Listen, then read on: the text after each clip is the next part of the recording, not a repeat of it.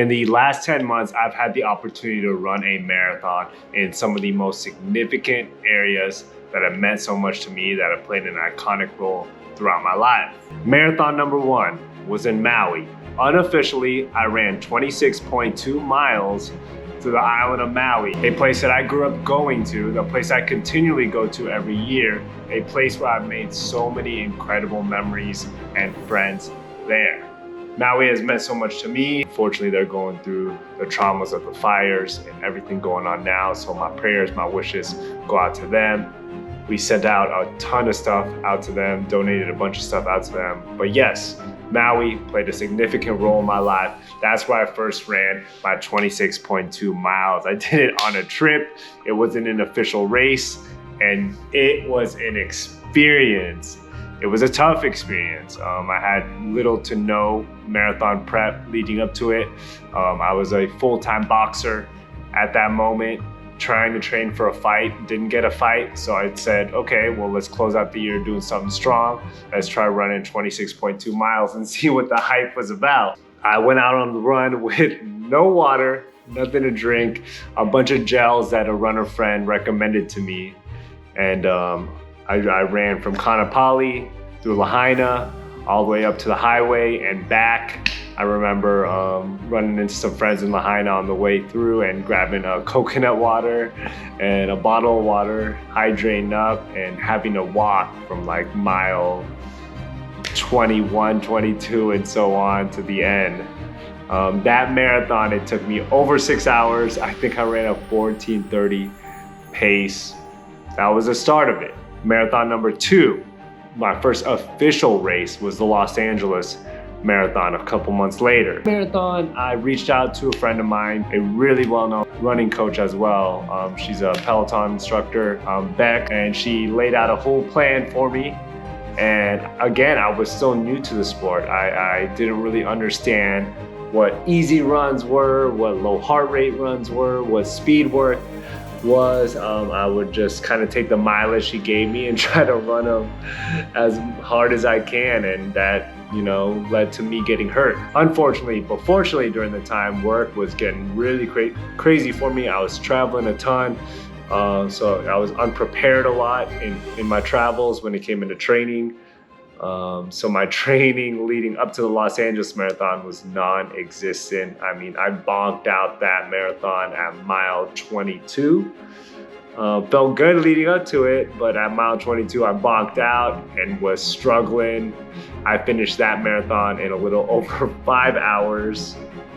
That was a struggle. And at this moment, I wasn't really into the running just yet. I was still just trying to search for things to kind of fulfill what boxing was doing for me. I'm 33 years old. I have 2 kids. I have a family now, and I'm starting to recognize that boxing full time, boxing to compete, I still box now, but boxing to compete may not be the best option for my current lifestyle. You know, the consistent brain trauma you take from sparring and training to elevate your skill set, it just wasn't worth it. It wasn't filling my cup like it was before as well. I knew kind of God was trying to talk to me and let me know, like, there's other ways you could challenge yourself. So I signed up last minute for the Orange County Marathon, marathon number 3, the Orange County Marathon. And I signed up in like 4 weeks before the race, and I had 4 weeks of prep leading up to it, did a pretty much crash course.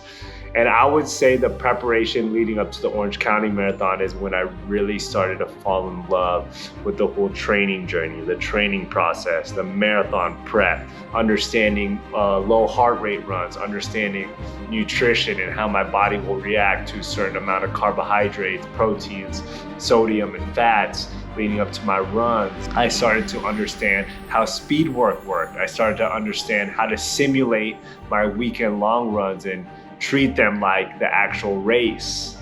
Marathon number 3 was Orange County, and I finished that one strong. That was my only goal for that marathon. I didn't have a time goal. I just wanted to finish strong and feel good doing it and run across that finish line as strong as I could, which I did. I finished that marathon with 4 hours and 12 minutes. Marathon number 4 was and has been my favorite marathon yet because I actually had a proper prep for it. I had 10 weeks to prepare, and it was a San Francisco marathon. I'll link all the other videos I documented leading up to it. It was a great experience. San Francisco is a beautiful city, but that 10 weeks, I finally felt like I had a good groove and a good understanding of the preparation. I know I had a good understanding of the preparation because throughout the 10-week process, I had my marathon pace times, my easy run times slowly start to go down, consistently start to go down.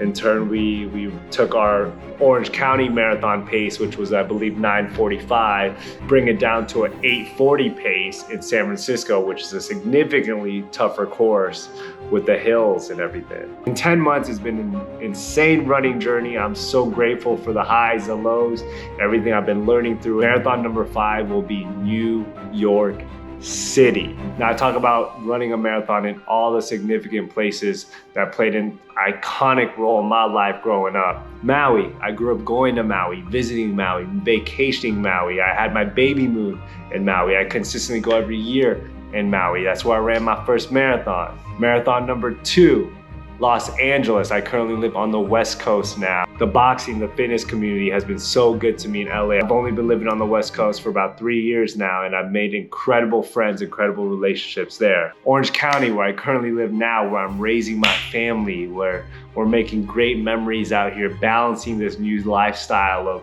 yes, full-time training, full-time content creating, but again, being a full-time dad and being ever so present in this journey. Marathon number 4, San Francisco. What does San Francisco mean to me? Well, I was born in the Philippines. At 3 years old, I ended up moving to San Francisco, and I grew up in the Bay Area. A lot of Filipinos stay in Daly City, so we bounce around all those areas. San Francisco, Daly City, Mountain View, San Bruno, and then I ended up going to middle school, high school, elementary school in the East Bay Area, Concord, Clayton, Walnut Creek, Antioch. So Northern California has played a significant role in my life. Marathon number 5, New York City. And again, I can't talk about New York enough. I believe that New York has shaped me into the man I am, the athlete I am, the businessman I am, the creator I am, the father I am, the husband I am, the man I am. New York has taught me so much. And I always say this, New York isn't really, a place. It's the people there that make it. The relationships, the people, the best friends, the lifelong friends I've made there, the mentors I've made there, the businesses I've been able to help build out there, whether it was Shadowbox, Rumble, these incredible boxing fitness studios, Performance House, consulting for Peloton, and making great friends with a lot of the instructors there and working alongside with them. New York has played such a significant role in me. One of my bestest friends, my boxing coach, Joan Guzman, I spent so much time in Brooklyn training with him every day, 2-3 hours a day, 5-6 days a week. New York shaped me so much, and I cannot wait to run marathon number 5 in New York City. We are about 10 weeks out from the marathon. Leading up to it, we have been training. I haven't stopped training since we finished San Francisco.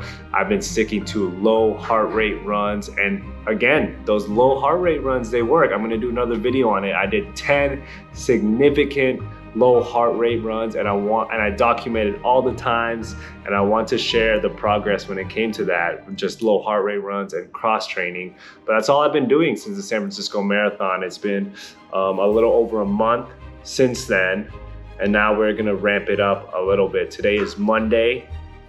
We hit an easy run this morning, 6 miles, low heart rate, dialing in our recovery. I vlogged the whole morning experience. I hope you enjoy.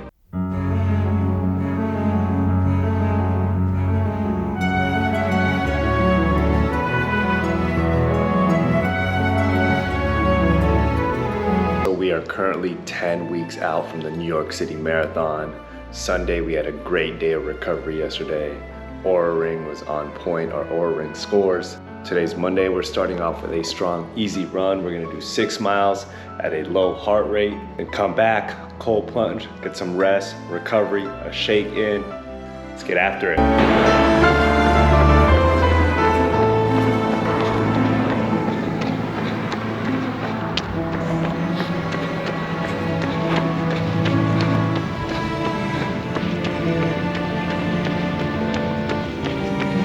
Feeling good, just finished our Monday morning run, 6 miles in the books. I'll do another video on it, but the last 10 workouts I did only only days, or the last 10 training days, I only did low heart rate runs, plus a mix of cross training, boxing, and strength. And my low heart rate run times went significantly down. So keep a lookout for that video. I'll link it up. Let's get this cold plunge and recovery in.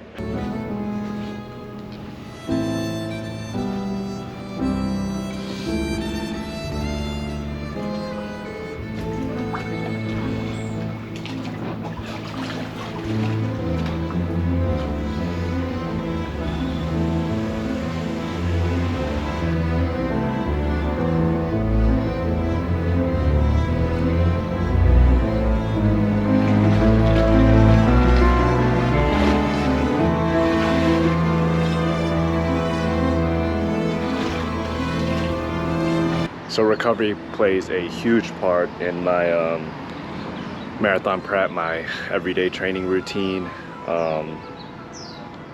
If you break it down into thirds, and I should do another video on this as well, but you know, the 3 big emphasis when it comes into the parts of my training is 1/3 of it is actually only the running element of it, and that could be broken down, you know, in the different structure of the runs. And then the second third of it is the cross training element, you know, the strength training, the backwards walking, the strengthening the knees, the lower body, and the boxing. And then the final third of it is recovery, cold plunging every day, getting the body to recover, daily stretches, mobility, and again, that kind of ties into the strength that I do to support the muscles and help them recover as well. So, and nutrition, obviously. So again, I can't stress enough how important recovery is for this whole marathon prep and process. I mean, as soon as I walk through the door after my morning run, I'm already aiming to recover by doing my cold plunge. I made a shake right now, bananas, peanut butter, coconut milk, coconut yogurt, vanilla protein, and then I'm taking my supplements as well. I have a multivitamin, some omegas, some supplements to help with my joint health as well. So can't stress enough about recovery. 1 workout in, cold plunge done, nutrition getting on deck, 1 more workout for the day. Thank you for checking out my content and getting to hear me talk about my marathon journey, and I hope it inspires you in your marathon journey to really, you know, savor it and enjoy it. It's incredible what our bodies have been capable of doing. That's what I've been learning through this journey is, you know, with the proper care and the proper preparation, we can do incredible things with our body. And that's one of the biggest lessons marathon prep and marathon training has taught me. So thank you for joining me on this journey. Hope you enjoyed me sharing it. Hope you enjoy this training footage coming up. And if you like this kind of content, please consider, I mean, I'm not pushing y'all, just to consider liking and subscribing to the channel, liking the video, subscribing to the channel, letting me know that you do like this kind of content so I can keep putting it out there. I love documenting my journey, and I'm sharing it with others in an effort to help elevate y'all throughout your journeys. Leave me a comment as well if this really resonated with you, and until next time, yo.